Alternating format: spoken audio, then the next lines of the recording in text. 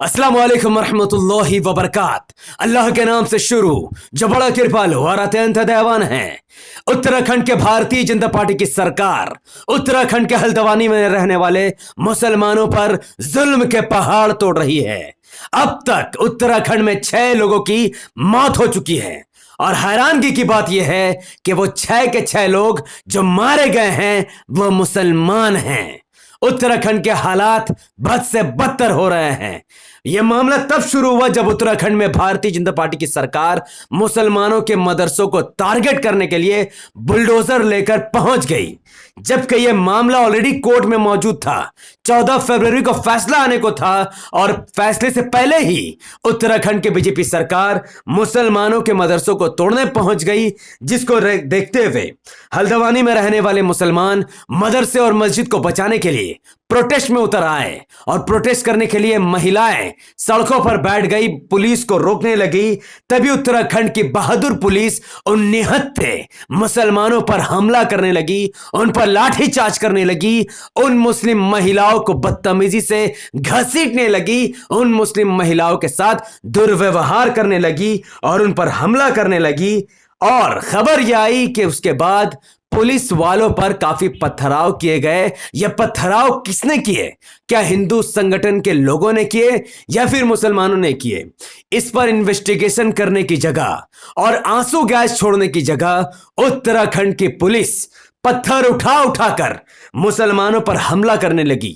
ये सारे के सारे फुटेजेस और सबूत मेरे ट्विटर हैंडल पर मौजूद है। जिसको भी देखना हो वो तमाम के तमाम वीडियो इसी वीडियो के डिस्क्रिप्शन पर लिंक मैंने डाला है, वो ट्विटर अकाउंट पर जाइए और तमाम के तमाम वीडियो को आप देखिए कि कैसे उत्तराखंड की पुलिस ने हल्द्वानी में रहने वाले मुसलमानों पर हमला किया। और उत्तराखंड की पुलिस आंसू गैस छोड़कर पूरे मामले को शांत कर सकती थी, लेकिन उत्तराखंड की पुलिस ने ऐसा नहीं किया, बल्कि उत्तराखंड की पुलिस ने पत्थर चला चलाकर मुसलमानों को और ज्यादा उकसाने की कोशिश की। आप खुद सोचिए कि ये अगर आपका घर होता और बाहर खड़े पुलिस वाले जो रक्षक के लिए खड़े हैं वो रक्षक की जगह भक्षक बन जाए और आपके घरों में पत्थराव करने लग जाए तो आप पर क्या बीतेगी? इस बिल्डिंग में रहने वाले मुसलमानों पर क्या गुजरी होगी जब दंगाई खुद पुलिस वाले बनकर उन पर पथराव करने लग जाए। उत्तराखंड की सरकार से मैं निवेदन करना चाहूंगा कि वो हर पुलिस वाले को अरेस्ट कर ले, हर पुलिस वाले को सस्पेंड कर दे जो लोग आंसू गैस छोड़कर मामले को ठंडा करने की जगह पत्थर मार मार कर मुसलमानों को भड़का रहे थे और मुसलमानों के जान के प्यासे बन चुके थे। इन तमाम कांड को देखते हुए उत्तराखंड के बीजेपी सरकार ने तुरंत कर्फ्यू लगाकर शूट एट साइट का ऑर्डर दे दिया और उसी रात उत्तराखंड की पुलिस मुसलमानों को चिन्हित करके मार रही थी। इस पिक्चर को ध्यान से देखिए, पूरी वीडियो मेरे ट्विटर हैंडल पर मौजूद है, जिसका लिंक वीडियो के डिस्क्रिप्शन पर मौजूद है। इस तस्वीर पर आप देखोगे कि एक टोपी लगाए हुए एक मौलाना या एक मुसलमान भाग रहा है और पीछे मुसलमानों को पुलिस चुन चुन कर मार रही है। और वहीं रात के वक्त उत्तराखंड की पुलिस मशीन गन से फायर करती है। वो मशीन गन की आवाज आपको हिला कर रख देगी, क्योंकि वो आवाज काफी भयावह और डरावनी है। जबकि ये तमाम के तमाम गोलियां किसको लगी? दंगाइयों को नहीं लगी, क्योंकि उसी उत्तराखंड में उसी जगह पर कुछ हिंदुत्व रूढ़िवादी संगठन के लोग मुस्लिम प्रॉपर्टीज को डैमेज करते हुए दिखे। वो लोग ऑटो को तोड़ रहे थे, एक मुसलमान के ऑटो पर वो हमले कर रहे थे।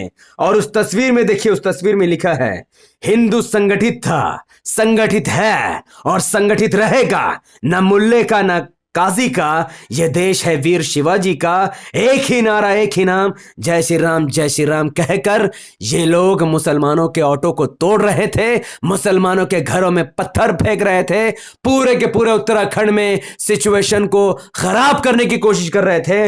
लेकिन उत्तराखंड की पुलिस इनको गोली मारने की जगह उनकी गोलियां मुसलमानों को लग रही थी और 6 मुसलमानों को वो मौत के घाट उतार चुके थे। एक और वीडियो वायरल हुई उत्तराखंड में, जहां पर वो मुसलमानों को कटवा कहकर पुकार रहे थे, मुसलमानों को भड़का रहे थे। ये जितने भी आग लगाई गई है वो सब के सब हिंदुत्व रूढ़िवादी संगठन ने लगाई है, ताकि ये तमाम के तमाम ठेकरा मुसलमानों पर फोड़ा जा सके। लेकिन तमाम सबूत मेरे ट्विटर पर मौजूद है। आप जाइए एक्स प्लेटफॉर्म पर और उसको देखिए। इस मामले पर इंटरनेशनल मीडिया ने भी अपने कान खड़े कर लिए हैं। अल जजीरा ने इस मामले को बहुत ही विस्तार से छापकर नरेंद्र मोदी जी की सरकार पर थूथू की है, बीजेपी की आलोचना की है और उन्होंने कहा कि अब तक 5 लोगों की मौत हो गई। बीजेपी सरकार जबरदस्ती मुसलमानों के मस्जिद और उनके मदरसे को छीनने की कोशिश की जा रही है। और हल्द्वानी की ये वीडियो जहां पर पुलिस वाले खुद मुसलमानों पर पत्थर मारते हुए दिख रहे हैं, ये वीडियो भी धीरे धीरे अरब देशों में पहुंच रही है। ट्रांसलेट करके अरब देश को शेयर कर रहे हैं और बहुत जल्द अरब देशों से भी इसकी बड़ी प्रतिक्रिया आई है।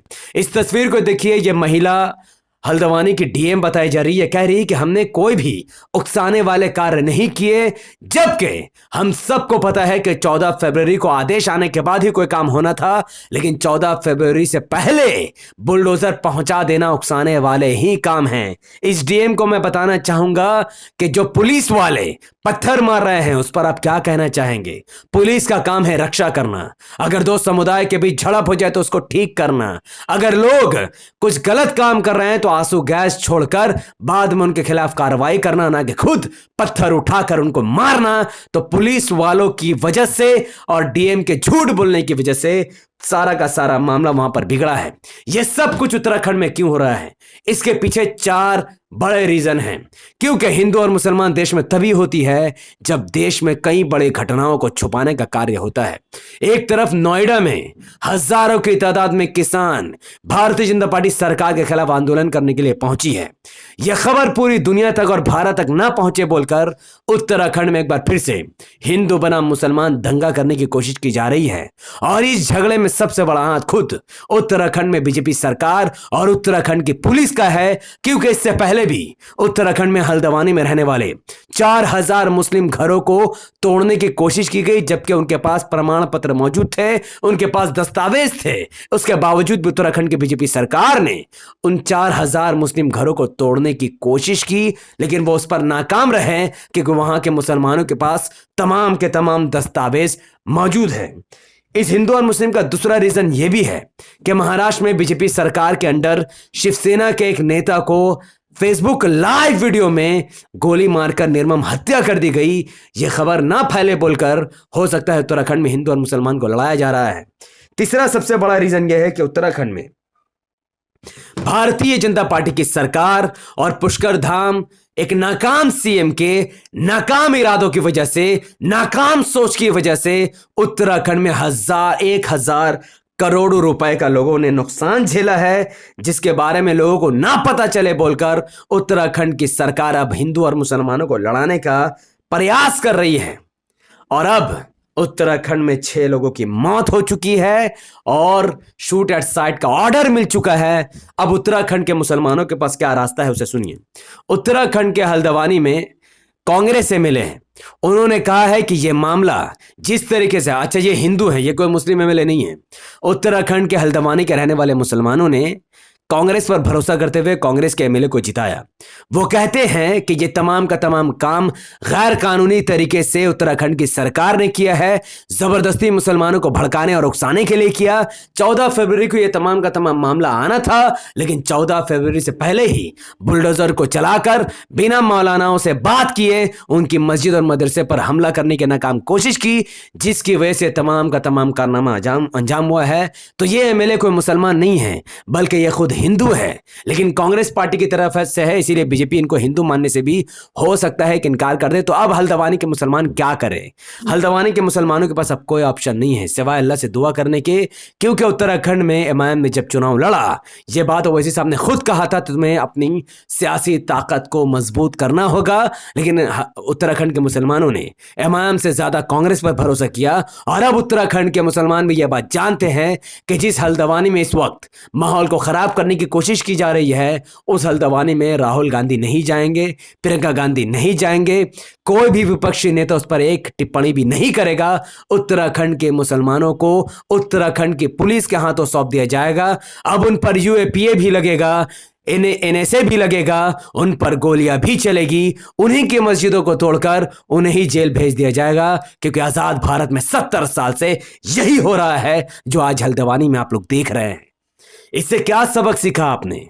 इससे आपने यह सबक सीखा कि आपको एमआईएम को साथ देने की जरूरत है, ओवैसी साहब जैसे नेता को नेता मानने की जरूरत है। कांग्रेस, बीजेपी, आरजेडी, जेडीयू को छोड़कर आपको सिर्फ और सिर्फ एमआईएम को वोट देने की जरूरत है, क्योंकि अगर उत्तराखंड में एमआईएम के एक भी विधायक होता तो आज वो असेंबली में जाकर यह तमाम काम को रोकने में सक्षम होता, लेकिन ऐसा नहीं है। ना ही वहां राहुल गांधी पहुंचेगा और ना ही राहुल गांधी को पूजा पाठ से फुर्सत है। इस वीडियो को भारत के कोने कोने तक पहुंचाने की जरूरत है, क्योंकि हम नहीं जानते कि उत्तराखंड की सरकार अब उत्तराखंड के मुसलमानों के साथ क्या करेगी। हम नहीं जानते अब कितने लोग मारा जाएंगे। हम नहीं जानते कि कैसे हिंदुत्व संगठन वहां पर माहौल को खराब करने की कोशिश की जा रही है। ये तमाम के तमाम वीडियो सबूत के आधार पर मैंने बनाई और आपके सामने रखे, और अब आपका काम है ये वीडियो तमाम भारत के हिंदू और मुसलमानों तक पहुंचाइए, ताकि पता चले हिंदू और मुसलमान का आपस में कोई झगड़ा नहीं है। उत्तराखंड में हेट स्पीच करने वालों ने हिंदुओं के दिमाग में मुसलमानों के प्रति नफरत फैलाई, और उन हिंदुओं ने सरकार से रोजगार मांगने की जगह मुसलमानों के प्रॉपर्टी पर पत्थर मारना और मुसलमानों के गाड़ियों को जलाना शुरू कर दिया है, जिससे इस देश का नुकसान है, इस संविधान का नुकसान है और देश के हिंदू और मुसलमान का नुकसान है। इस वीडियो को लाखों लोगों तक पहुंचाने के लिए इस वीडियो को लाइक कीजिए, इसके लिंक को व्हाट्सएप, फेसबुक, इंस्टाग्राम पर शेयर कीजिए। अपनी बातों को धड़ धड़ कमेंट पर रखिए कि आप उत्तराखंड में हो रही हिंसा को किसका जिम्मेदार मानते हैं। अपनी बात विस्तार से कमेंट पर रखिए, क्योंकि आपका एक एक कमेंट मेरे लिए महत्वपूर्ण है। हमारे यूट्यूब चैनल द पॉलिटिकल को सब्सक्राइब कीजिए, बेल आइकन को हिट कीजिए। अगर आपसे इस वीडियो को हमारे Facebook channel the political news पर देख रहे थे तो इसे लाइक और फॉलो कीजिए। 5 बड़े ग्रुप में शेयर कीजिए। मुझे अपनी दुआ में याद रखें। बहुत बहुत शुक्रिया। अस्सलाम वालेकुम वरहमतुल्लाहि वबरकात। अल्लाह की सलाम रहमत बरकत तमाम भाई और बहनों पर हो। मैं अल्लाह भी पीस अपॉन।